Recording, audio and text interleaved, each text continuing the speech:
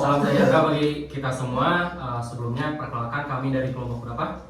Dari kelompok 1 kelas E. Sebelumnya perkenalkan saya Haikal Jumunawar. Saya Muhammad Ibrahim Sutisna. Saya Nela Putri Fauzia. Saya Muhammad Reza Kalfulha. Saya Probari Satyo. Saya Dimuyana.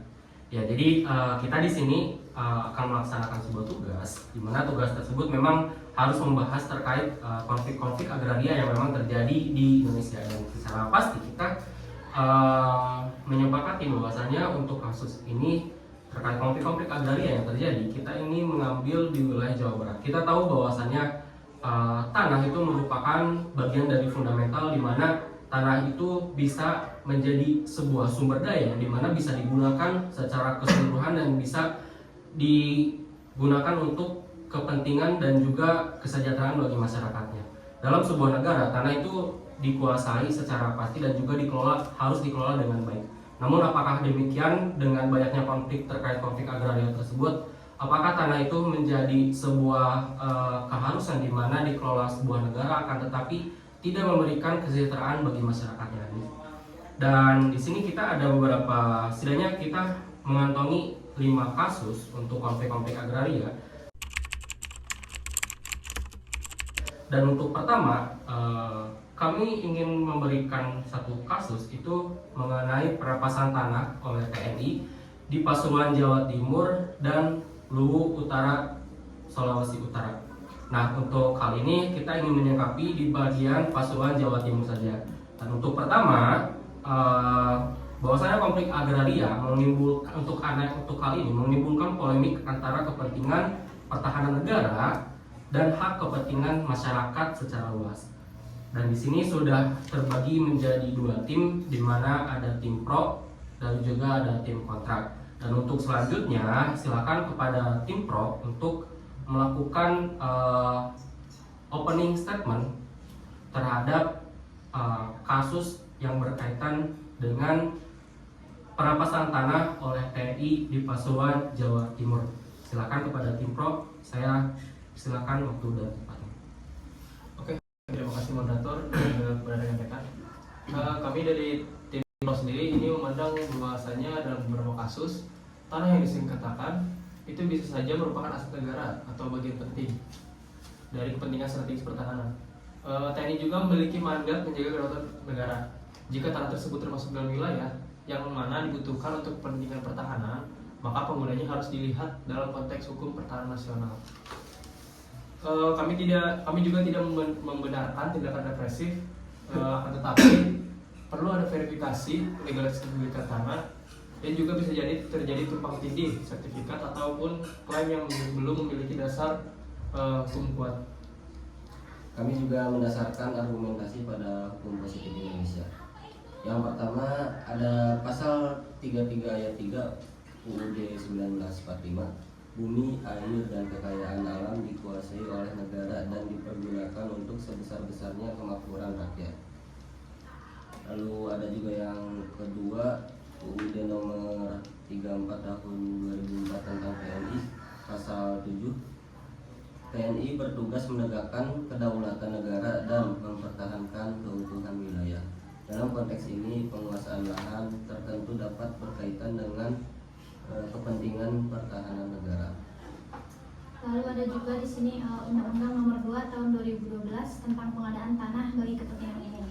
Jika tanah digunakan untuk kepentingan umum, maka negara berhak melakukan pengadaan tanah melalui mekanisme yang sah, termasuk pemberian ganti ruginya. Artinya, apabila tanah tersebut merupakan aset negara atau diperuntukkan bagi kepentingan strategis nasional, maka pengelolaannya itu harus memiliki dasar hukum. Yang perlu dipastikannya adalah prosedurnya itu dijalankan sesuai aturannya. Baik, tim pro sudah memaparkan opening statementnya mengenai dasar-dasar hukum yang juga sudah dicantumkan, bahwasanya ada pasal 33 dan juga ada Undang-Undang Nomor 34 Tahun 2004 tentang TNI dan juga ada Undang-Undang Nomor 2 Tahun 2012 tentang pengadaan tanah bagi kepentingan umum. Dan juga sekarang opening statement dari tim kontrak untuk waktu dan tempatnya saya persilakan. Oke, terima kasih pada moderator yang kami berikan kesempatan untuk pemaparan dari tim kontrak terkait kasus yang terjadi ini ataupun kasus yang sedang dibahas ini. Melihat dari argumen yang diutarakan oleh tim pro, kami dari tim kontra menilai bahwa dugaan perampasan tanah oleh aparat TNI merupakan bentuk pelanggaran hak asasi manusia, yang di mana hak atas pemilikan tanah dan hak untuk hidup layak tanah yang merupakan sumber penghidupan masyarakat, dan jika tanahnya dirampas tanpa proses hukum yang adil, maka masyarakat kehilangan sumber ekonomi dan identitas sosialnya.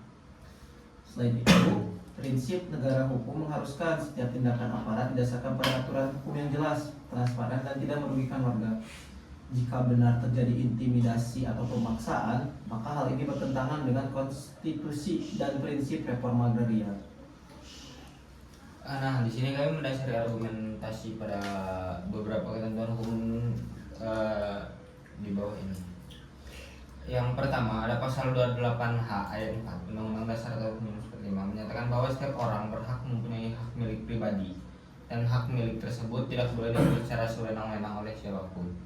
Nah, di pasal yang kedua ada Undang-Undang Nomor 5 tahun 1960, Undang-Undang Pokok Agraria, yang di pasal 2 yang berbunyi negara menguasai bumi, air, dan ruang angkasa untuk sebesar-besarnya kemakmuran rakyat, yang bisa ditafsirkan penguasaan oleh negara bukan untuk kepentingan sepihak institusi doang, tetapi untuk kesejahteraan masyarakat umum. Nah, untuk undang-undang yang ketiga ada Undang-Undang Nomor 39 tahun 1999 tentang hak asasi manusia. Di sini pasal 36 ayat 1 menyebutkan bahwa setiap orang berhak mempunyai milik baik sendiri maupun bersama-sama dengan orang lain. Dan di ayat kedua, tidak seorang pun boleh dirampas miliknya secara sewenang-wenang. Nah, jika benar terjadi penguasaan atau penggusuran tanpa proses hukum yang adil dan pemusyawarah tanpa ganti rugi yang layak, maka hal tersebut bertentangan dengan prinsip negara sebagaimana pasal 1 Undang-Undang Dasar ayat 3 tahun 1945. Dengan demikian, negara termasuk institusi TNI tetap harus tunduk pada hukum sipil dan prinsip perlindungan HAM gitu. Mungkin saya kembali ke moderator. Baik, selanjutnya terima kasih kepada tim kontra yang sudah memaparkan banding statementnya.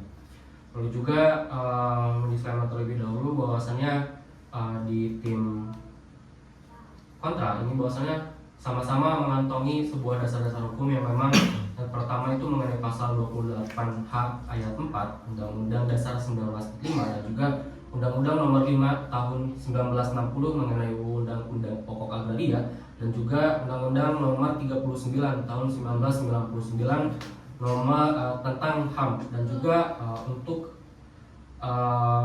melebihkan ataupun untuk memperdalam diskusi ini mengenai kasus reforma agraria ini, maka akan dibuka mengenai adu argumen dari setiap tim. Maka di sini mungkin diawali dengan tim pro. Silakan pada tim pro untuk melakukan argumennya. Oke, terima kasih moderator yang telah memberikan kesempatan. Sebelumnya saya ingin bertanya terlebih dahulu kepada tim kontra. Apakah menurut kalian itu penggunaan aparat berseragam dalam sengketa tanah tidak menimbulkan rasa takut gitu bagi masyarakat dalam penggunaannya? Menurut kalian gimana? Ini menjawab ya tim pro. Kalau dari saya selaku tim kontra, bahwasanya penggunaan aparat berseragam dalam sengketa tanah justru membuat rasa takut kepada masyarakat, dimana ya seperti yang masyarakat tahu gitu bahwasanya aparat itu identik dengan pengamanan, dengan pertahanan gitu. Tapi tiba-tiba aparat tiba-tiba muncul di wilayah masyarakat, itu jelas akan menimbulkan rasa takut kepada masyarakat itu sendiri, dan juga akan membuat kebingungan gitu. Mungkin seperti itu. Tapi kan di faktanya di lapangan itu kan menunjukkan bahwa adanya penggusuran dan penolakan warga. Jika memang tanah itu milik negara, mengapa tidak dilakukan terlebih dahulu pendekatan persuasif seperti itu? Nah, pendekatan persuasif ini tentu penting ya, tapi kita harus melihat dulu status hukum tanah yang emang dijadikan konflik. Itu apakah tanah masyarakat ataupun tanah masyarakat secara resmi gitu ya, ataupun hanya secara turun-temurun yang emang kita banyak ketahui lah, emang banyak tanah-tanah yang bisa dibilang tanah garapan lah gitu misalnya. Nah, hak atas tanah tidak selalu hanya soal sertifikat. Banyak masyarakat kecil yang belum memiliki dokumen formal tetapi telah tinggal dan mengelola lahan selama puluhan tahun. Betul, tetapi negara juga kan tetap memerlukan gitu, kepastian hukum. Jika semuanya diklaim berbasis historis, diterima tanpa bukti administrasi, bagaimana dengan tata kelola pertahanan itu bisa berjalan? Baik.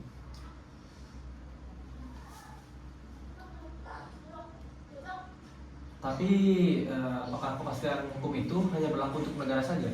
Dan juga bagaimana nih dengan kepastian hidupnya masyarakat yang menguntungkan ekonominya itu dari lahan itu saja gitu. Jadi seluruh kebutuhan ekonominya tergantung dengan hak atas kepemilikan tanah itu yang telah direbut itu. Bagaimana? Nah, itulah mengapa perlu mediasi dan verifikasi gitu ya. Kami tidak menolak hak masyarakat, tapi tidak juga menafikan kemungkinan bahwa lahan tersebut emang aset pertahanan gitu. Tapi jika itu aset pertahanan, seharusnya ada ganti rugi yang layak dan transparan. Apakah itu sudah dilakukan? Nah, jika belum, maka dari itu yang harus diperjuangkan ya melalui jalur hukum, bukan dengan membangun opini bahwa semua tindakan yang dilakukan oleh TNI atau aparat pertahanan yang dilakukannya itu salah gitu. Jadi kami tidak menyamaratakan, kami hanya menekankan bahwa negara hukum wajib melindungi yang lemah dan bukan justru memperkuat yang kuat. Bentar, sebelumnya saya ingin menambahkan ya bahwasanya sepertinya ada sedikit mispersepsi. Mungkin kalau misalkan saya sebagai masyarakat mungkin ya, karena masyarakat itu sendiri sangat kompleks, jadi apakah memang sangat penting gitu akan adanya dasar hukum yang memang harus didasari gitu. Jadi soalnya tadi tim kontra ada statement yang memang berbunyi demikian, jadi apakah bisa ditanggapi atau tidak gitu? Ya jelas harus ada dasar hukum itu ya, karena seperti yang tadi rekan saya sebutkan bahwasannya masyarakat itu harus memiliki sertifikat yang resmi, bukan hanya menganggap bahwasanya itu tanah itu secara turun temurun saja. Harus ada hak atas, bukan hak, harus ada klaim atas sertifikat atau berbentuk administrasi seperti itu. Tapi bagaimana dengan kelompok pro yang memang sertifikat, jadi tidak hanya berbentuk sertifikat saja gitu, jadi memang mungkin jika dikatakan harus didasarkan kepada hal-hal yang memang berkaitan dengan hukum-hukum administrasi, apakah itu bagi masyarakat sendiri memang sangat penting gitu, atau ya kita yang merasakan jadi kita juga harus yang memang diadili gitu, maksudnya yang memang harus mendapatkan keadilan dari hal ini gitu. Baik moderator, menurut kami tim Pro itu sertifikat atas kepemilikan tanah ini sangat penting karena ini tuh bertujuan untuk banyak masyarakat yang emang memerlukan hak tanah tersebut. Jadi apabila tanah ini direbut paksa atau misalkan di jalur hukum, para masyarakat semua itu siap untuk melalui proses tersebut. Boleh mungkin dilanjut dulu. Nah, mungkin berarti ketika emang masyarakat tidak memiliki sertifikat gitu, karena kan statement dari rekan-rekan saya tadi, dari tim kontrak membilang bahwa kesannya emang sertifikat ini penting. Nah, berarti ketika di kasus ini namun misalkan tidak memiliki sertifikat dari masyarakat, berarti tanah itu bebas diambil paksa oleh pemerintah. Mungkin kalau misalkan memang kepemilikan sertifikat tanah itu belum diketahui dan apa mungkin saja memang masyarakat, kalau misalkan saja masyarakat memang tidak ada sertifikatnya, dari kami itu akan melakukan proses yang jelas tentang harus menelusuri sertifikat itu, asal tanah itu punya siapa. Ya sebisa mungkin kami akan berusaha untuk mencari sertifikat kepemilikan tanah itu. Mungkin seperti itu. Ya sebelum lanjut, dari moderator juga mungkin ada yang memang akan sedikit ganjal, dimana mungkin ketika tanah yang memang di masyarakat itu apabila ya diumpamakan tanah wilayah bagaimana ataupun tanah adat gitu, atau apakah memang sudah ada regulasinya yang memang sudah mengatur terhadap tanah wilayah tersebut. Ya soalnya kita juga kan perlu tahu bahwasanya yang hidup di masyarakat itu bukan hanya masyarakat saja gitu, kami gitu, tapi kalian juga sama-sama gitu. Nah, kalau berbicara hukum dari tanah adat gitu, saya mengetahui sedikit banyaknya gitu. Ada di Undang-Undang Nomor 5 tahun 1960 di UPA yang mengakui adanya hak wilayah sepanjang masih adanya dan tidak bertentangan dengan kepentingan nasional gitu. Nah, yang kedua ada Undang-Undang Nomor 39 tahun 1999 menjamin perlindungan hak masyarakat adat. Sependek pemahaman saya, tanah adat itu merupakan tanah yang dikuasai, dimiliki, dan dimanfaatkan oleh masyarakat hukum adat berdasarkan hukum adat yang berlaku secara turun-temurun gitu. Nah, yang saya bingungi di sini ketika hukum adat tidak sejalur dengan hukum negara gitu. Ya mungkin dari hukum adat ketika tanah itu diklaim oleh adat menurut hukum adat itu sudah sah gitu, tapi kan dari negara tidak. Baik, lanjut saja, karena mohon maaf tadi kurang kondusif juga ya. Mungkin entah bagaimana tiba-tiba tim kontra ini tuh agak sepakat ya dengan bahwasanya untuk kepemilikan atas tanah memang harus dikelola dengan baik dan juga harus diberikan kepada masyarakat dengan adanya statement bahwasanya tanah di suatu wilayah ketika dimiliki sebelum terbentuknya suatu negara, maka ada setidaknya sekumpulan orang yang dinamakan penduduk dan juga bisa dinamakan masyarakat itu sudah memiliki tanah tersebut, dan tiba-tiba datang organisasi sebuah negara itu mengklaim atas tanah tersebut. Nah, maka debat kali ini sudah dipastikan mana yang benar dan juga mana yang salah. Dan juga memang konflik agraria ini memang bukan soal pemilikan atas tanah, tapi juga menyangkut atas hak asasi, legalitas, dan juga kepentingan negara yang memang harus mengelola tanah dengan baik dan juga harus dikembalikan kepada masyarakatnya. Untuk selanjutnya membahas kasus nomor 2 dan juga akan ada sedikit peralihan ataupun pembagian posisi kepada tim pro dan juga tim kontra.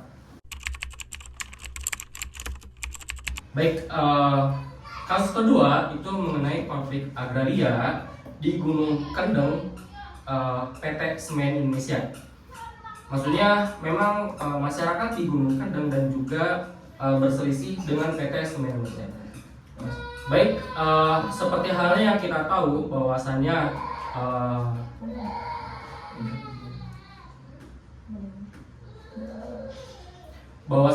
itu pada Undang-Undang Nomor 19 Tahun 2013 tentang perlindungan dan pemberdayaan petani, bahwasannya negara Republik Indonesia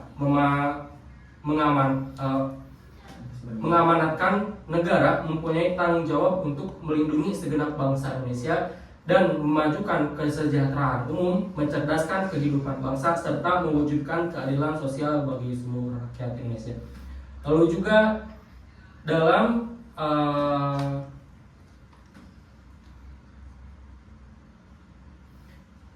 Peraturan Presiden Republik Indonesia Nomor 62 Tahun 2023 bahwasanya Reforma Agraria merupakan program strategis nasional yang memiliki peran penting dalam upaya pemerataan struktur penguasaan, pemilikan dan penggunaan serta pemanfaatan tanah, penyelesaian konflik agraria untuk mewujudkan ekonomi berkeadilan. Nah, di sini kita bisa melihat bahwasanya dengan adanya konflik agraria di antara masyarakat Gunung Kendeng dan juga PT Semen Indonesia, apakah itu menjadi sebuah tanda di mana hukum itu cacat atau bagaimana? Soalnya kita di negara kita bahwasanya ada memang undang-undang yang mengatur mengenai hak guna usaha dan juga hak atas tanah tersebut.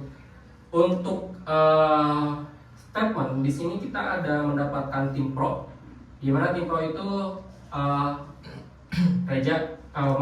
Randy, Naila dan juga Probo Cahyo dan juga tim kontra itu ada Rivaldi dan juga Reza. Untuk opening statement pada kasus ini silakan kepada tim pro untuk melakukan opening statement tersebut. Oke, baik, terima kasih moderator. Di sini pembangunan pabrik semen di Pegunungan Kendeng merupakan bagian dari strategi pembangunan nasional untuk memperkuat infrastruktur dan pertumbuhan ekonomi daerah. Nah, Indonesia membutuhkan pasokan semen yang stabil untuk pembangunan jalan, jembatan, perumahan, dan fasilitas publiknya. Nah, dalam konteks ini, kehadiran PT Semen Indonesia adalah bentuk investasi negara dalam memperkuat kemandirian industri nasionalnya. Pertama, dari sisi ekonomi, proyek ini membuka lapangan kerja bagi masyarakat sekitar, baik secara langsung maupun tidak langsung. Kehadiran industri besar mendorong pertumbuhan sektor pendukung seperti transportasi, perdagangan, dan jasa. Yang kedua, dari sisi legalitas, perusahaan telah memperoleh izin dari pemerintah daerah dan pusat. Artinya, secara administratif dan regulatif, proyek ini telah melalui prosedur yang sah sesuai peraturan perundang-undangan. Yang ketiga, perusahaan menyatakan Nah, pada yang ketiga, perusahaan menyatakan telah melakukan analisis mengenai dampak lingkungan atau yang disingkat AMDAL dan menerapkan teknologi ramah lingkungan untuk meminimalisir dampak terhadap ekosistem kars.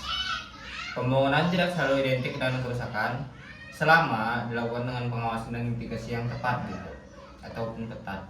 Keempat, pembangunan industri di daerah juga menjadi bentuk pemerataan ekonomi agar wilayah pedesaan tidak tertinggal dibandingkan kota-kota besar. Nah, dengan demikian proyek ini bukan sekedar kepentingan korporasi doang, tapi ini merupakan bagian dari pembangunan nasional dan kesejahteraan masyarakat yang lebih luas gitu. Oke, nah selanjutnya kami mendasarkan bahwasanya semua argumentasi kami pada beberapa ketentuan hukum yang berlaku di Indonesia. Yang pertama, ada Undang-Undang Nomor 32 Tahun 2009 tentang Perlindungan dan Pengolahan Lingkungan Hidup. Pasal yang pasal 65 ayat 1, setiap orang yang bunyinya setiap orang berhak atas lingkungan hidup yang baik dan sehat. Dan yang kedua ada pasal 66 yang bunyinya masyarakat yang berjuang hak atas lingkungan tidak dapat dituntut secara pidana maupun perdata. Nah, yang kedua itu ada prinsip sustainable development atau pembangunan berkelanjutan yang juga menjadi dasar dalam kebijakan lingkungan nasional. Jika aktivitas tambang mengancam kawasan kars sebagai sumber air, maka hal itu berpotensi melanggar hak konstitusional warga atas lingkungan hidup yang sehat. Mungkin sekian dari pemaparan dari tim pro. Baik, terima kasih kepada tim pro dan juga kita perlu mengetahui dulu bahwasanya ternyata untuk pembangunan PT Semen Indonesia ini ternyata sudah memang didasari dengan berbagai regulasi dan juga izin legalitas yang memang sudah pasti gitu. Dan juga mari kita dengarkan opening statement dari tim kontra yang memang setidaknya mungkin bermasalah akan pembangunan PT Semen Indonesia ini. Mungkin silakan kepada tim kontra untuk menyampaikan opening statementnya. Waktu dan tempatnya saya persilakan. Baik, terima kasih moderator. Ya, betul ya, konflik di Pegunungan Kendeng itu bukan sekedar persoalan pembangunan industri, melainkan persoalan hak hidup, lingkungan, dan keadilan agraria.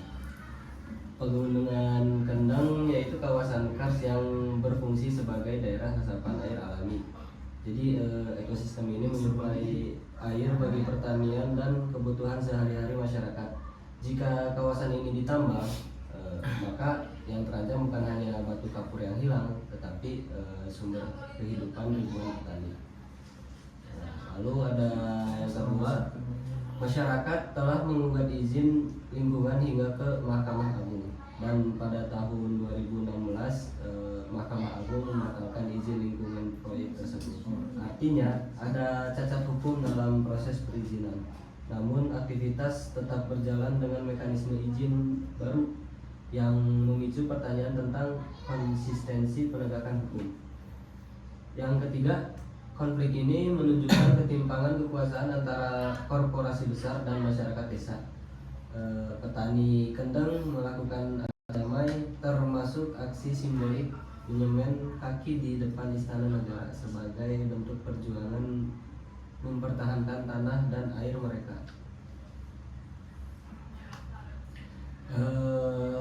keempat, dari perspektif keberlanjutan, pembangunan yang merusak sumber daya air dan lahan pertanian ini justru mengancam ketahanan pangan dan keberlangsungan hidup generasi mendatang. Dan juga pembangunan itu seharusnya tidak mengorbankan hak masyarakat lokal dan juga kelestarian lingkungan. Jika air itu hilang dan tanah rusak, maka keuntungan ekonomi di jangka pendeknya tidak akan sebanding dengan kerugian ekologis jangka panjang. Saya juga membawa undang-undangnya di sini, di mana dalam isi Undang-Undang Nomor 3 Tahun 2020 tentang pertambangan mineral dan batubara, yaitu memberikan dasar hukum bagi kegiatan pertambangan atau memperoleh resmi. Dan juga ada Undang-Undang Nomor 11 Tahun 2020 tentang Cipta Kerja, yang bertujuan untuk meningkatkan investasi dan penciptaan lapangan kerja, termasuk juga industri strategis seperti semen. Lalu yaitu jika AMDAL telah disetujui sesuai ketentuan UU Nomor 32 Tahun 2009, maka kegiatan industri tersebut sah secara hukum. Yang artinya kegiatan tambang ini tidak lagi legal selama memenuhi standar lingkungan dan perizinan yang berlaku. Saya mungkin cukup pemaparannya. Saya kembali lagi kepada moderator. Baik, terima kasih. Mungkin tadi ada beberapa statement juga yang sebetulnya sangat perlu dibahas secara mendalam, dan juga di sini mungkin ada beberapa undang-undang dan juga dasar hukum yang memang dikantongi dari tim kontra. Itu yang pertama mengenai Undang-Undang Nomor 3 Tahun 2020 tentang pertambangan mineral dan juga batu bara. Dan juga ada yang memang mengenai Undang-Undang Nomor 11 Tahun 2020 tentang Cipta Kerja. Dan juga memang dasar dari pembuatan AMDAL ini yang memang didasari pada Undang-Undang Nomor 32 Tahun 2009. Nah, untuk selanjutnya kita akan berdiskusi lebih dalam mengenai permasalahan ini dan juga polemik ini. Bagaimana sebuah pembangunan pabrik semen itu bisa mendapatkan sebuah potensi yang buruk bagi lingkungan, dan juga ketika kita ingin membangun sebuah sektor pertanian yang memang lebih baik, apakah pembangunan pabrik semen ini tuh bisa mendukung dan juga bisa baik secara analis dampak lingkungannya, dan juga apakah bisa berdampak baik bagi lingkungan gitu. Jika apakah harus ada yang memang dikorbankan dari pembangunan ini atau tidak sama sekali. Mungkin untuk selanjutnya diskusi dalam tema kali ini saya kembalikan kepada semua tim. Waktu dan tepatnya saya dipersilakan, mau tim kontra ataupun mau tim pro, saya persilakan. Baik moderator, izin ya saya buat yang akan bertanya. Ya, silakan. Di tim kontra, kami bertanya kepada tim pro, apakah keuntungan ekonomi di tambang ini sebanding dengan resiko dengan kerusakan sumber mata air di Kendal? Nah, izin jawab mungkin ya.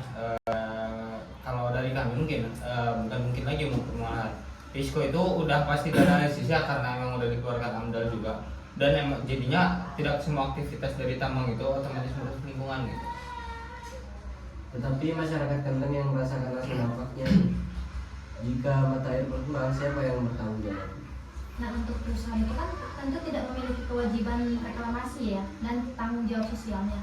Nah, selain itu industri semen juga menyediakan lapangan kerja bagi warga sekitar pegunungan Kendeng. Oke, lapangan kerja itu penting, tapi berapa lama? Jika lingkungan rusak permanen, kita kan bisa hilang selamanya. Oke, juga tidak bisa menutup mata gitu bahwasanya pembangunan infrastruktur itu membutuhkan semen. Semua pembangunan bahan dasar tanah dan semen gitu. Kebanyakan yang dilakukan pembangunan yang dilakukan oleh di negara kita gitu. Jika semua tambang ditolak, maka pembangunan nasional tersebut juga akan terhambat gitu. Seperti itu. Iya, kami tidak anti pembangunan ya, tapi kami hanya menuntut pembangunan yang berkelanjutan dan tidak mengorbankan ruang hidup bagi masyarakat gitu.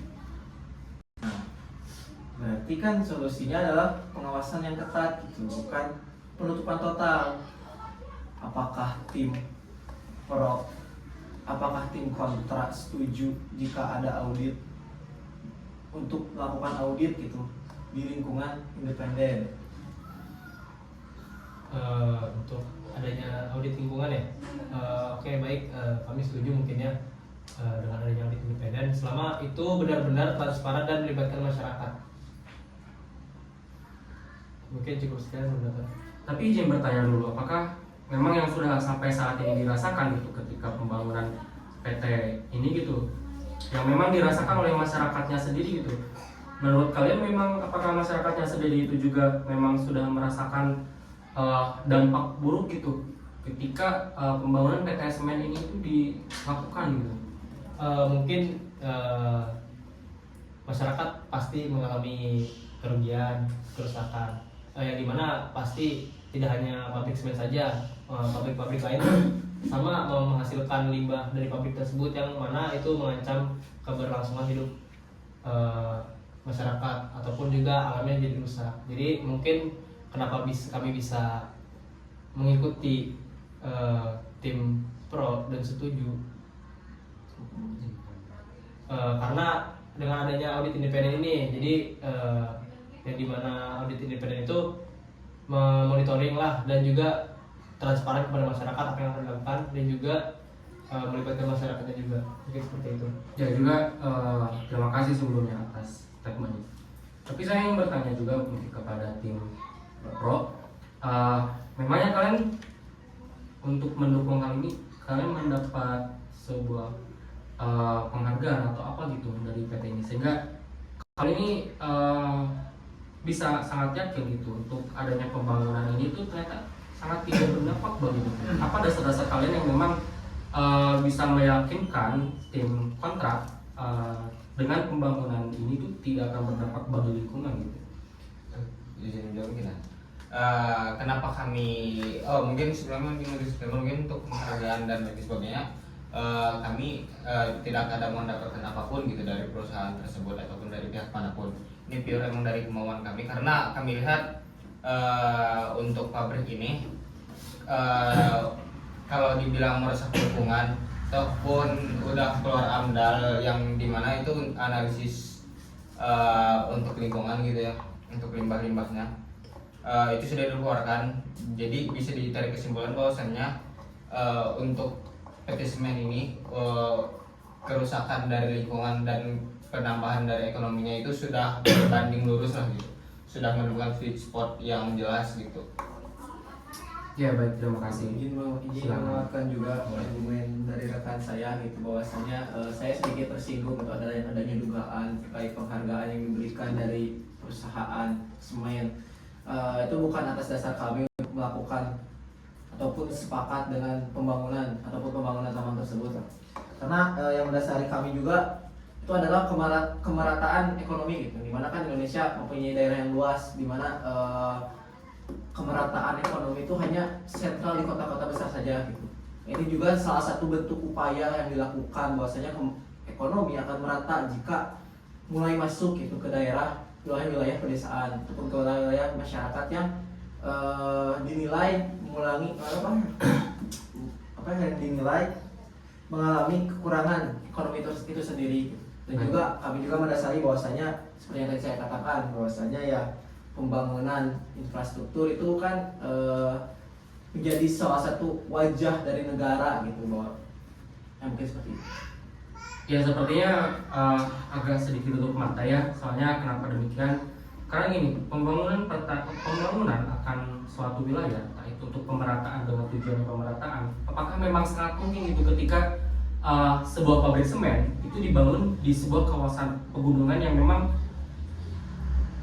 gini, gunung itu kan sebuah tempat hidup di mana semua sistem ekologi itu bisa terdapat di sana. Apakah itu dilindungi atau tidak, kita harus melihatnya gitu kepada kawasan tersebut. Nah, namun dengan adanya pembangunan ini, kita kan tidak tidak melakukan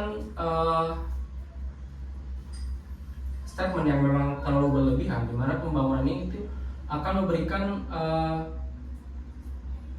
pembangunan infrastruktur secara merata ke setiap wilayah yang ada di Indonesia gitu. Memang selain ini sebetulnya apakah memang ada selain daripada gunung dan ini yang memang dibangun berdasarkan analisis dampak lingkungan itu mengenai apa saja gitu. Dan juga ketika si PT Semen Indonesia ini itu dibangun di wilayah Kendeng, apakah memang hal itu benar-benar gitu? Dan mungkin ini juga boleh ditanggapi oleh tim kontra untuk pembangunan ini, apakah memang sangat tidak memiliki dampak atau bagaimana? Setidaknya ada yang memang menyebutkan bahwasanya setiap kemajuan itu selalu ada pengorbanan gitu. Mungkin boleh ditanggapi dulu dari tim pro. Jadi intinya ketika pembangunan PT Semen ini di wilayah Pegunungan Kendeng, apakah memang tidak memiliki dampak yang baik sekalipun itu ada AMDAL gitu, dan juga memang apakah harus di wilayah Kendeng saja gitu? Kenapa tidak di wilayah yang lain saja gitu? Nah, yang pertama saya ingin menjawab kenapa harus di wilayah Kendeng gitu ya. Tadi ada yang saya dengar ada pertanyaan seperti itu. Karena di wilayah tersebut memiliki potensi sumber bahan baku yang jelas gitu. Wilayah Pegunungan Kendeng memiliki cadangan batu kapur yang besar, yaitu bahan baku utama dari pabrik semen tersebut gitu. Itu latar belakang kenapa dibangun di situ gitu, untuk PT Semen Indonesia membangun pabrik di situ. Nah, yang kedua, dampak baiknya selain dari dampak lingkungan itu untuk alasan ekonomi sangat baik itu, karena untuk menunjang wilayah pedesaan, jadi adanya pemerataan infrastruktur. Baik itu nantinya pasti adanya jalan terbuka untuk ke wilayah tersebut gitu, jalan yang layak dan lain sebagainya. Apakah memang dari tim kontra ini sedemikian rupa dan tidur gitu dengan adanya audit? Soalnya kan gini, ketika PT Kendang itu ketika PT Semen Indonesia itu dibangun, memang yang dirasakan gitu, menurut penelitian kalian, memang masyarakat tersebut memang sudah merasakannya atau tidak gitu dari dampak pembangunannya saja gitu? Mungkin kalau misalnya dari dampaknya itu kebanyakan masyarakat sudah, karena kita memakai jalan dari yang terbuat dari bahan baku semen itu sendiri. Tapi kenapa kami tidak setuju dengan adanya pembangunan di Gunung Kendeng ini? Ya karena itu sangat merugikan gitu. Selain daripada kita menerima manfaat dari pembangunan ekonominya, mungkin seperti itu. Baik, dirasa cukup jelas juga ya, dari tim pro dan juga tim kontra sudah memberikan argumennya masing-masing. Mungkin sekarang ada closing statement, mungkin silakan kepada tim pro. Silakan untuk closing statement. Diwakili aja ya sama moderator closing statementnya, Pak. Betul, saya setuju Pak. Baik, jadi pada intinya pembangunan PT Semen Indonesia di kawasan wilayah Gunung Kendeng ini itu memiliki dampak yang sangat cukup baik, akan tetapi harus berdasarkan analisis dampak lingkungan dan juga harus melibatkan berbagai pihak termasuk masyarakatnya sendiri. Mengapa demikian? Karena yang memang akan merasakan dan juga akan melakukan aktivitas di sana itu masyarakat di wilayah Pegunungan Kendeng. Jadi terima kasih kepada tim pro dan juga tim kontra. Baik, kita lanjutkan untuk kasus yang ketiga, itu di mana di sini terdapat konflik agraria antara Aliansi Gerakan Reforma Agraria ataupun AGRA dengan di Pangalengan dengan perusahaan daerah agribisnis dan pertambangan ataupun PDAP. Nah, untuk pertama mungkin konflik ini tuh melibatkan antara Aliansi Gerakan Reforma Agraria dengan perusahaan daerah agribisnis dan pertambangan ataupun PDAP. Jadi di sini silakan langsung saja kepada tim pro untuk memberikan ataupun untuk membuka statement dengan opening statementnya. Silakan kepada tim pro. Dilanjutkan tim pro, silakan waktu dan tempatnya saya persilakan.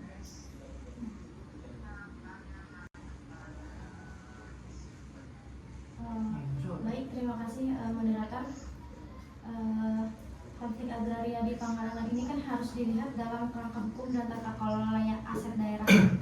Lahan yang tidak disempurnakan merupakan bagian dari aset resmi perusahaan daerah yang berada di bawah kewenangan pemerintah daerah.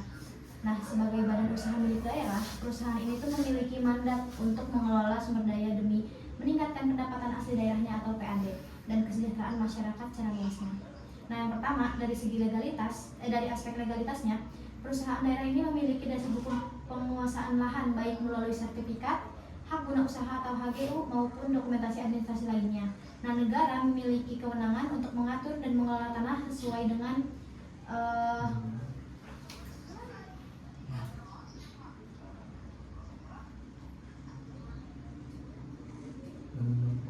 sesuai dengan Undang-Undang Pokok Agraria. Yang kedua, pengelolaan lahan oleh perusahaan daerah bertujuan meningkatkan produktivitas agribisnis, membuka lapangan kerja, serta mendorong pertumbuhan ekonomi regional. Nah, jika lahan dikelola secara terstruktur dan modern, hasilnya dapat memberikan manfaat ekonomi yang lebih besar dibandingkan pengelolaan individu tanpa kepastian hukum.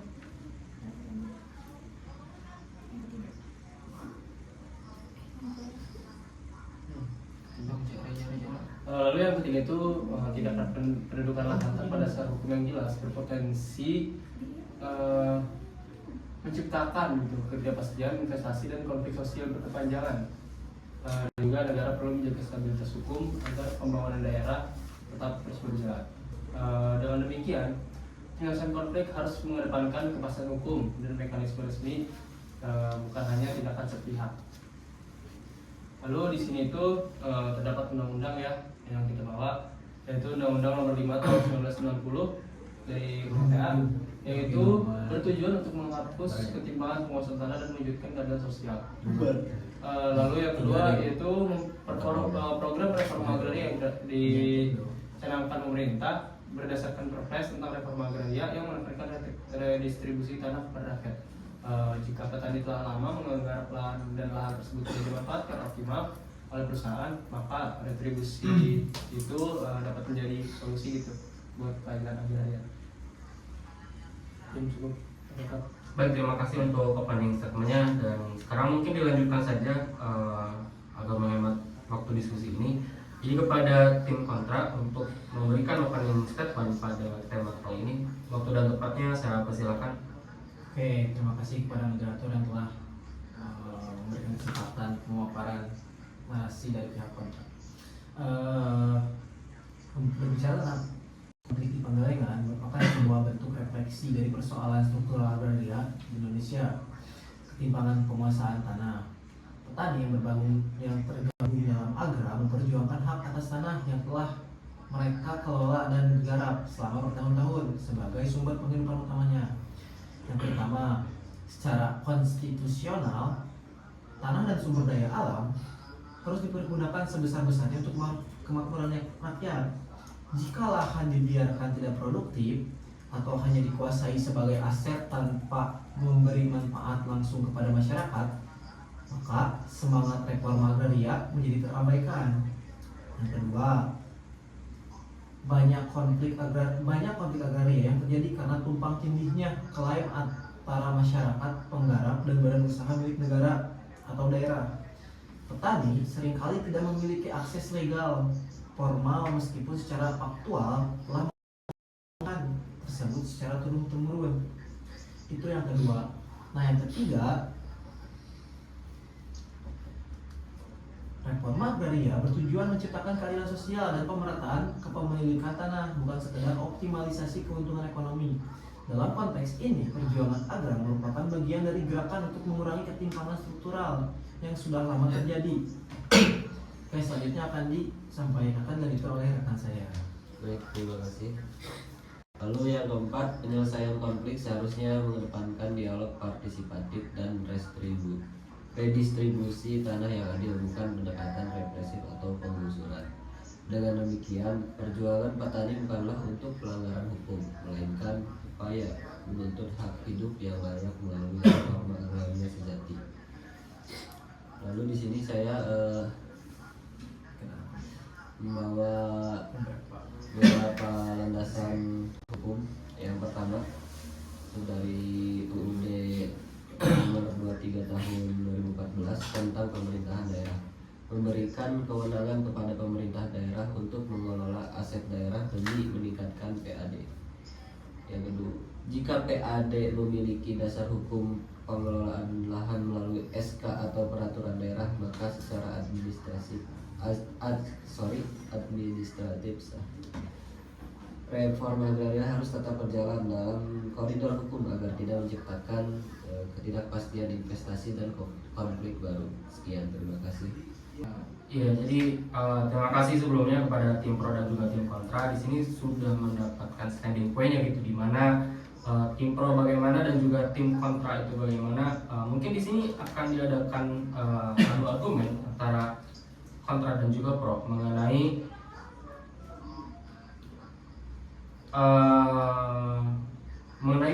perusahaan daerah agribisnis itu di daerah Pangalengan ini, apakah memang baik untuk dilakukan ataupun tidak gitu. Jadi silakan kepada kedua tim untuk waktu dan tempatnya saya persilahkan, entah itu mau mungkin di tim kontra terlebih dahulu untuk memberikan statement awal gitu misalnya. Oke, terima kasih kepada moderator telah memberikan kesempatan. Sini saya sebagai tim kontra akan memberikan pertanyaan kepada tim pro. Kami mau bertanya gitu, apakah PDAP sudah melibatkan petani dalam pengambilan keputusan dalam pengolahan lahannya? Nah, PDAP sendiri itu memberikan kreativitas dari pemerintah daerah secara administratif dan juga pengelolaan itu sah. Mungkin silakan, karena tadi juga sudah ada jawaban, silakan ditanggapi apakah ada tanggapan selanjutnya atau bagaimana gitu. Legalitas, ya tentu legalitas administratif tidak selalu berarti keadilan sosial. Nah, lalu bagaimana nasib petani penggarap yang sudah lama bekerja di lahan tersebut? Jika mereka memiliki bukti hak garap yang sah, tentu bisa diajukan dalam proses hukum atau mediasi seperti itu. Nah, masalahnya seringkali petani tidak memiliki akses terhadap proses hukum yang rumit dan juga mahal gitu. Nah, karena itulah fungsi pemerintah daerah yang harusnya hadir sebagai mediator di situ. Jadi tidak semua konflik harus berujungnya konfrontasi, bisa aja diujungkan dari mediasi yang emang dari akses kekeluargaan lah gitu. Tapi apakah tim kontra setuju jika ada skema kemitraan antara PDAP dan petani sehingga tidak ada pihak yang dirugikan? Ya kami setuju sih, selama tetap ada kepastian hukum ya yang berlaku dan produktivitasnya lahan meningkat. Berarti jadi pada dasarnya inti persoalan dari permasalahan ini adalah keseimbangan antara legalitas dan keadilan sosial. Ya, betul. Nah, benar gitu. Jadi dari solusi yang bisa didapatkan gitu, emang harus terjadilah dialog yang terbuka, karena kan emang dari segala sesuatu itu komunikasi harus terjadi secara transparan lah gitu pada akhirnya. Mungkin cukup mungkin ya untuk dari tim kontra. Bagaimana dari tim Pro. kontra? Ini salah, ini kontra, ini pro ya. Secara moderator. Baik. Mungkin dikarenakan diskusi ini cukup jelas juga gitu ya, bagaimana pembangunan sebuah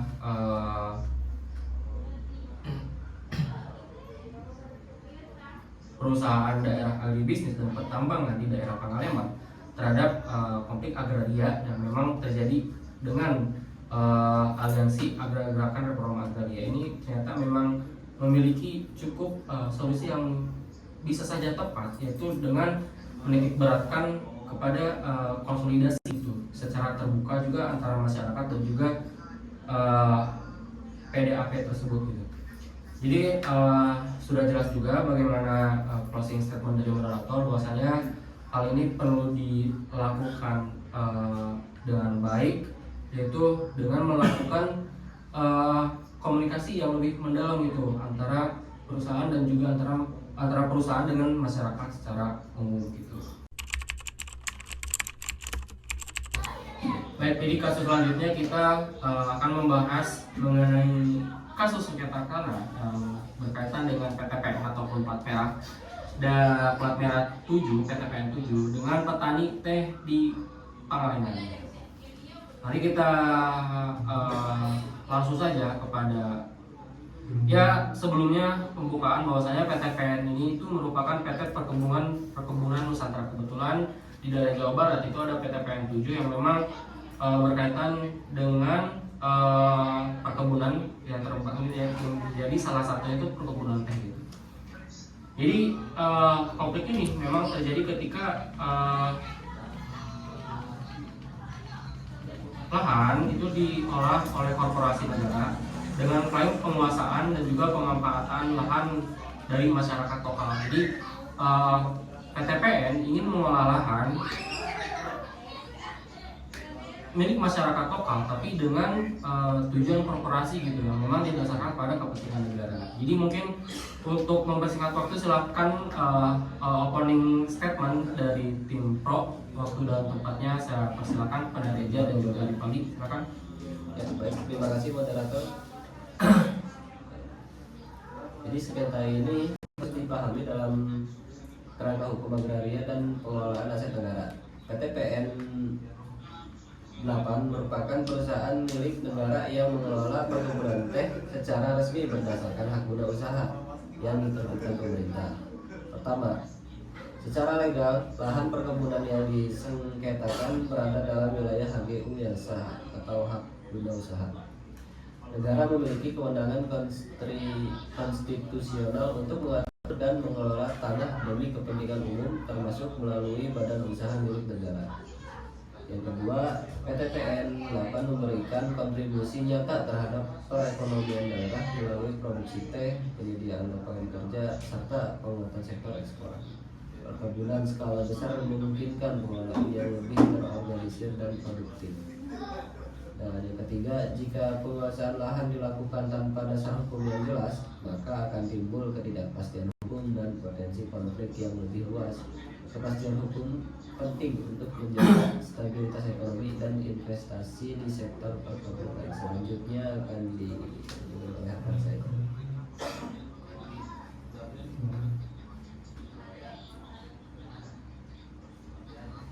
Berikutnya yaitu ini dari pemaparan tersebut saya berdasarkan dengan Undang-Undang Dasar Nomor 1945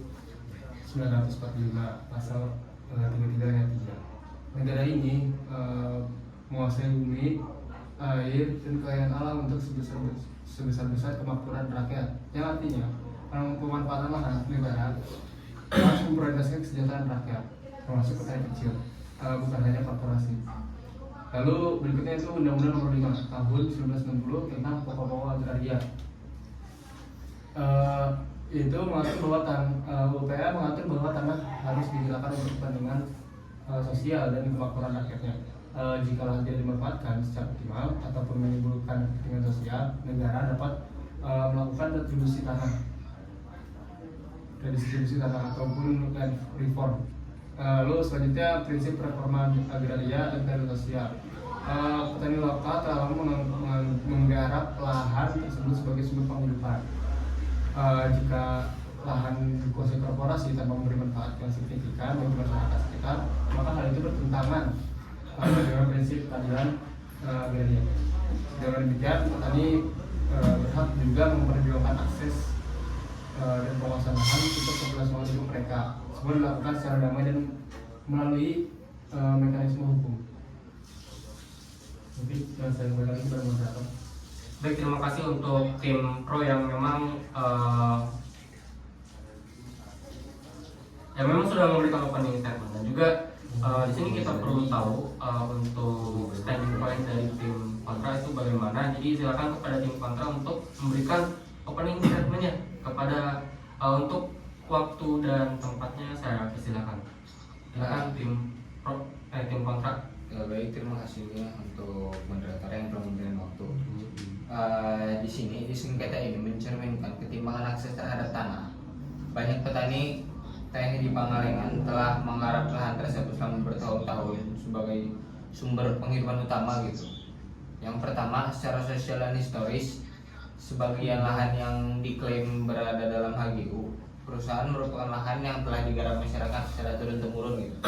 Namun keterbatasan akses terhadap sertifikasi tanah membuat posisi hukum petani menjadi lemah begitu. Nah, yang kedua, reforma agraria bertujuan menciptakan pemerataan penguasaan tanah ketika perusahaan negara menguasai ribuan hektar lahan, sementara petani kecil kesulitan mendapatkan akses lahan produktif, maka muncul ketidakadilan struktural menurut dari kami gitu. Baik, yang ketiga dari sisi kesejahteraannya. Nah, petani lokal ini kan bergantung langsung ya pada lahan tersebut gitu untuk memenuhi kehidupannya. Kehilangan akses tanah itu kan berarti kehilangan juga sumber ekonomi keluarganya. Yang keempat, penyelesaian konflik harus mempertimbangkan redistribusi lahan yang tidak produktif atau skema kemitraan yang adil antara perusahaan dan petani, sehingga kedua pihak itu dapat memperoleh manfaatnya kayak gitu. Oke. Untuk yang selanjutnya, argumen kami itu dilandaskan oleh yang satu adalah hak guna usaha HGU dalam UPA dan PP nomor 40 tahun 1996, yang dimana PTPN sebagai BUMN memiliki HGU atas luas lahan perkebunan teh yang memberikan hak legal untuk mengelola tanah negara dalam jangka waktu tertentu. Yang kedua, Undang-Undang Nomor 19 Tahun 2003 tentang BUMN. PTPN sebagai BUMN memiliki mandat negara untuk mengelola aset negara secara produktif, termasuk perkebunan teh demi kepentingan ekonomi nasional. Nah, yang ketiga, aspek hukum pidana perusakan tanaman dan aset negara. Perusakan tanaman teh dapat dikategorikan sebagai tindak pidana perusakan barang milik negara, sehingga aparat kepolisian wajib bertindak untuk menjaga ketertiban hukum.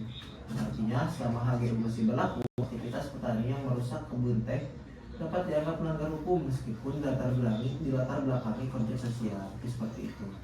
Baik, terima kasih untuk tim kontra yang memang sudah memiliki standing point. Jadi untuk selanjutnya kita sudah mendapatkan standing point dari tim pro di mana dan juga dari tim kontra bagaimana gitu. Jadi untuk selanjutnya kita akan mengadakan pendalaman mengenai tema ini, apakah memang ketika konflik PTPN dengan PTPN 7 yang memang berada di Pangalengan ini tuh memang di posisi bagaimana gitu, apakah baik atau buruk gitu. Baik, silakan kepada tim kontrak terlebih dahulu mungkin untuk memberikan argumennya, silakan. Oke, terima kasih kepada moderator yang telah memberikan kesempatan. Pertama-tama saya ingin bertanya kepada tim pro, apakah penguasaan lahan oleh PTPN benar-benar memberikan kesejahteraan bagi petani lokal di Pangalengan, atau justru menyingkirkan mereka dari ruang hidupnya? Mungkin seperti itu dulu. Bisa dijawab tim pro. Terima kasih. Jadi PTPN mengelola lahan berdasarkan hak guna usaha yang sah gitu, secara hukum. Perusahaan juga membuka lapangan kerja dan menjaga produktivitas perkebunan sebagai aset negara. Namun kan petani itu kan masih tidak memiliki akses ya, akses tanah itu, dan hanya menjadi buruh. Jika tanah negara tidak memberi keadilan, bukankah negara wajib melakukan reforma agraria ya? Karena reforma agraria itu penting, akan tetapi harus melalui kebijakan pemerintah, bukan melalui tindakan sepihak seperti perusahaan kebun yang merugikan negara. Seperti itu. Silakan ditanggapi untuk tim. Nah, konflik ini muncul karena kan komunikasi dan kebijakan redistribusi tanah yang memang tidak berjalan gitu ya. Jika negara lambat, rakyat akan mencari caranya sendiri, gimana mereka bisa bertahan hidup, gimana mereka bisa mengisi perut mereka gitu. Jadi bagaimana tim pro? Jadi memang solusi yang tepat bukan konflik fisik, melainkan mediasi, audit, hak guna usaha, dan kebijakan pemerintah daerah untuk memastikan hak petani tetap terlindungi.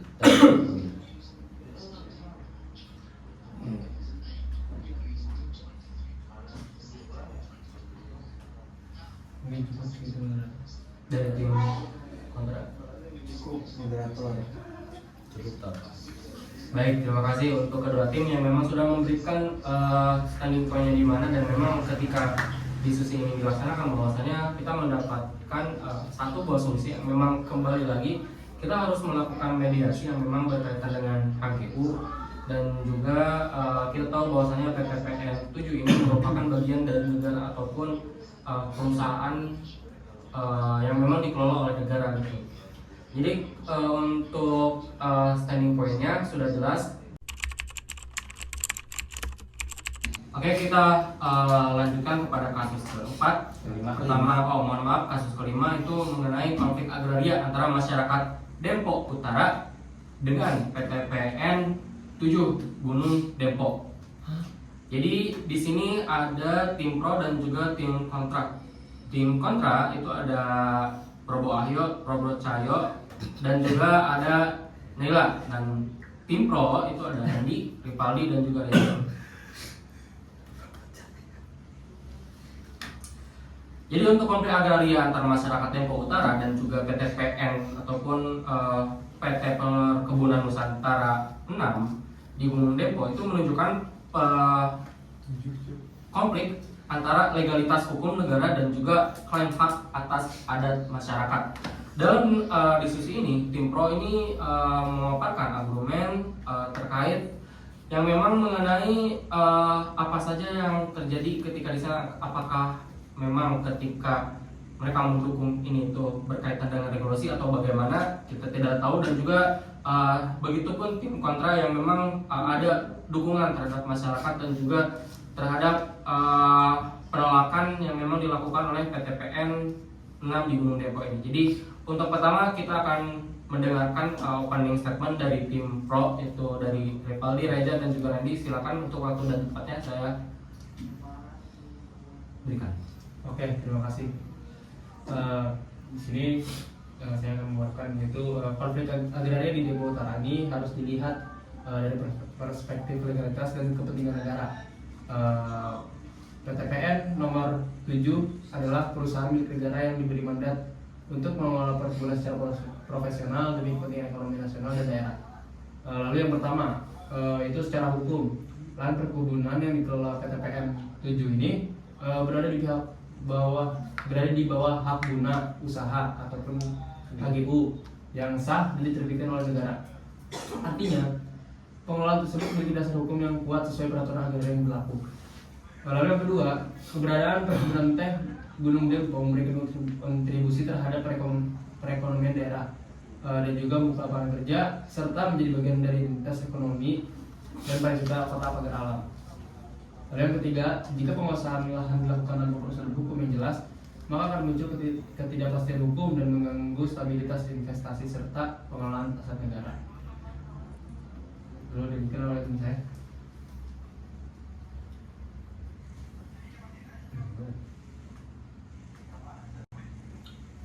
Oke. Negara memiliki tanggung jawab untuk menjaga asetnya agar tetap produktif dan memberikan manfaat luas, bukan hanya untuk kelompok tertentu. Jadi kami juga membawakan landasan-landasan hukum di Indonesia gitu tentang UUD nomor 5 tahun 1960 tentang pokok-pokok agraria, UUPA. Yang pertama, pasal 2, negara memiliki hak menguasai tanah demi kepentingan sosial nasional.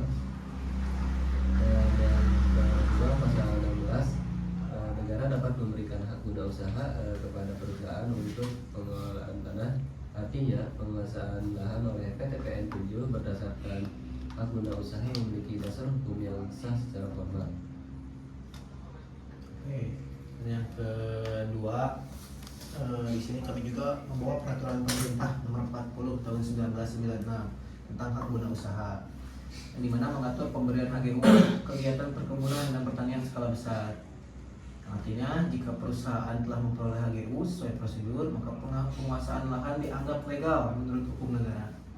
Dan yang terakhir, kami juga membawa prinsip pembangunan nasional dan ekonomi, yang isinya ada negara mendorong investasi dan produktivitas sektor perkebunan untuk meningkatkan kesejahteraan masyarakat dan pertumbuhan ekonomi daerah.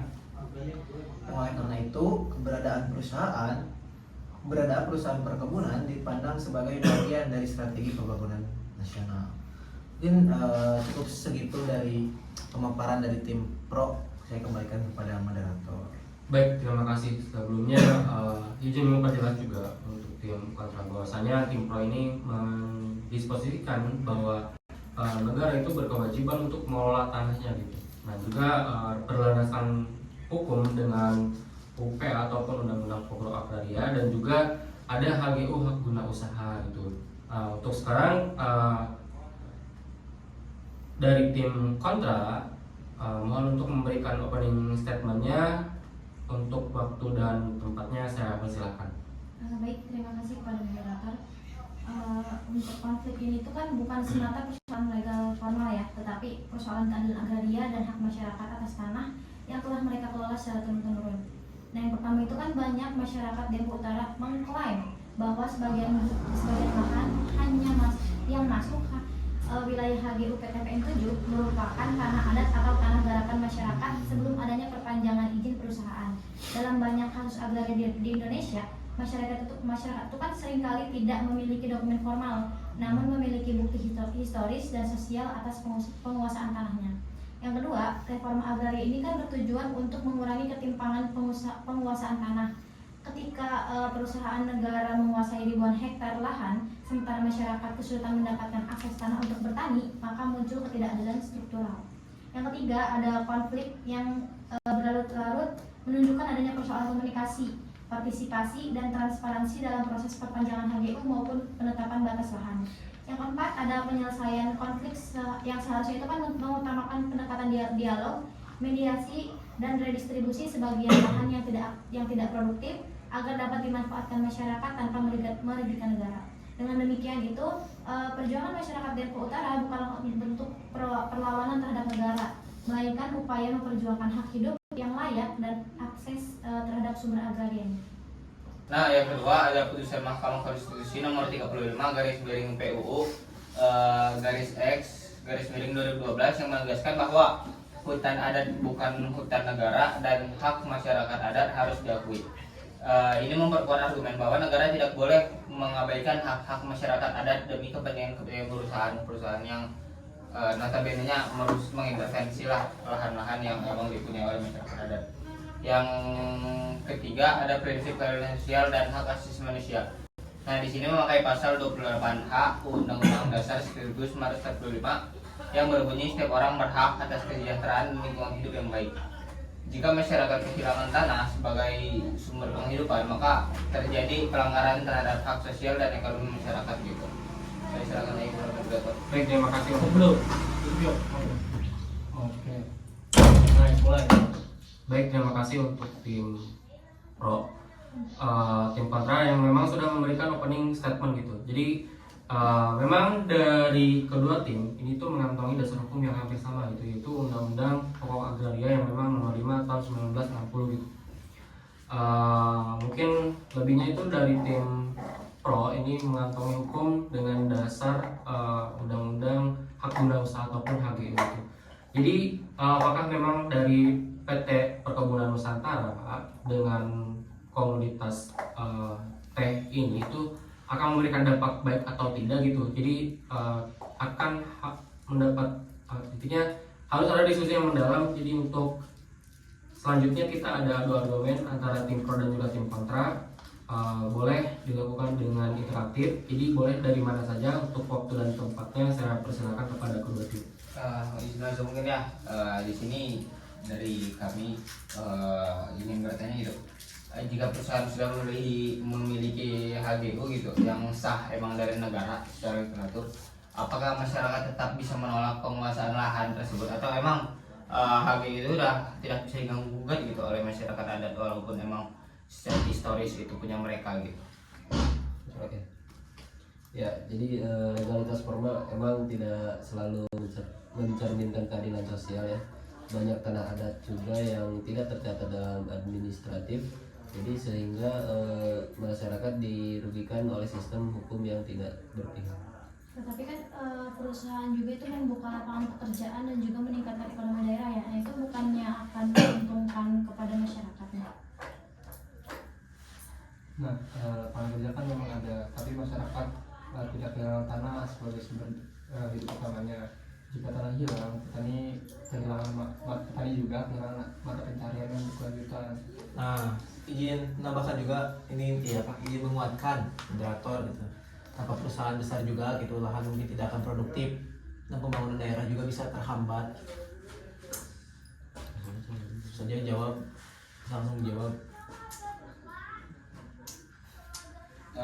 Nah mungkin namun berbicara produktivitas gitu ya. Ya sebenarnya saya mengapresiasi gitu untuk lahan yang semakin produktif. Tapi menurut saya produktivitas itu tidak boleh untuk mengorbankan hak-hak masyarakat yang ada di situ gitu. Jadi kayak kita ini memfokuskan kepada produktivitas lahan dan lain sebagainya. Tapi kita seakan-akan menggusur gitu untuk masyarakat yang di sana gitu. Oke.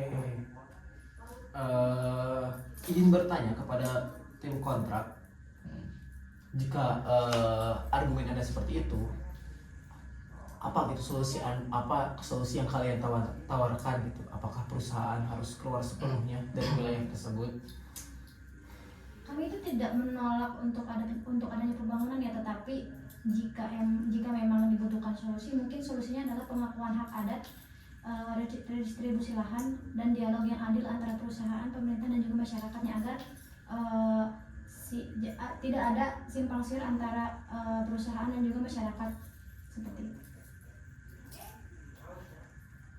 Baik, sebelumnya mungkin izin bertanya juga gitu, kalau misalkan maksud dari redistribusi lahan gitu, apakah redistribusi lahan itu harus dilakukan oleh PTPN kepada masyarakat sekitar gitu, guna pengelolaan yang memang dikelola secara bersama gitu, atau bagaimana gitu maksud dari redistribusi tersebut?